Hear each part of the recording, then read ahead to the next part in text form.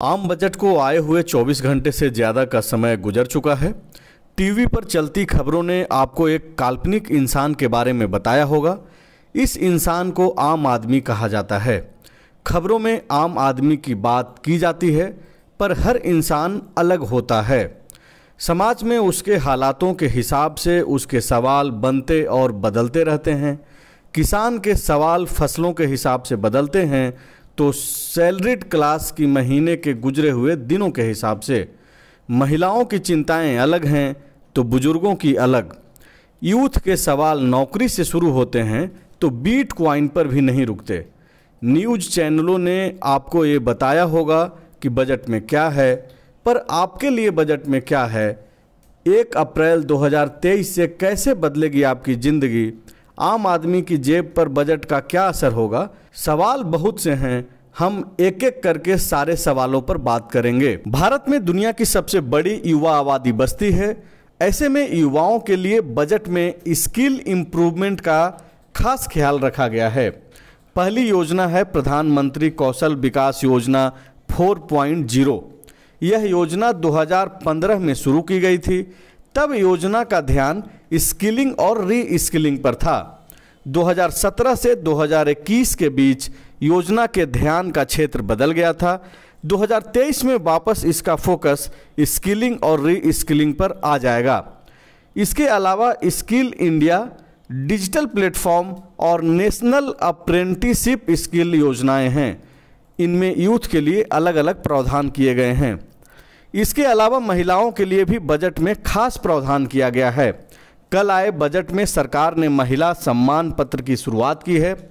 इस योजना के तहत महिला के नाम पर 2 लाख तक की राशि जमा की जा सकती है। जमा राशि पर 7.5% की दर से ब्याज के साथ ही कर में छूट का भी लाभ मिलेगा। अब बात करते हैं बजट में सीनियर सिटीजन के लिए क्या है खास। सीनियर सिटीजन की बचत योजना में भी जमा सीमा को दोगुना कर दिया गया है। आपको बता दें कि पहले यह सीमा 15 लाख की थी, जिसे बढ़ाकर अब 30 लाख कर दिया गया है। सैलरीड क्लास बजट को हमेशा से महंगाई और टैक्स से राहत मिलने की उम्मीद से देखता है। मोदी सरकार ने बजट में 8 साल के बाद सैलरीड क्लास बजट को हमेशा से महंगाई और टैक्स से राहत मिलने की उम्मीद से देखता है। मोदी सरकार ने बजट में 8 साल के बाद सैलरीड क्लास को टैक्स में राहत दी है। नई टैक्स प्रणाली में 7.5 लाख तक की सालाना आय पर टैक्स नहीं लगेगा। बजट में कुछ चीज़ें सस्ती भी हुई हैं, लेकिन आम जिंदगी से इनका बहुत ज़्यादा लेना देना नहीं है। मोबाइल, टीवी और कैमरा लेंस जहां सस्ते होंगे, वहीं सिगरेट, किचन चिमनी, कपड़े, तांबा और सोने या प्लेटिनम से बनी वस्तुएं महंगी हो जाएंगी। किसानों से भी वित्त मंत्री ने बड़े वायदे किए हैं।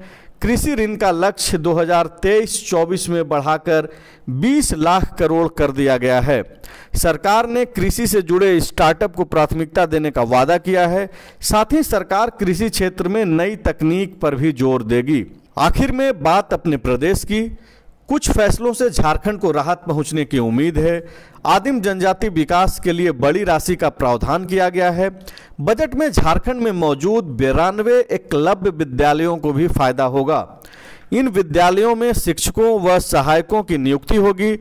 पर्यटन विकास के लिए मिलने वाले केंद्रीय सहयोग से भी झारखंड को खास लाभ मिलेगा। केंद्र सरकार ने मुफ्त राशन की योजना को भी जारी रखा है।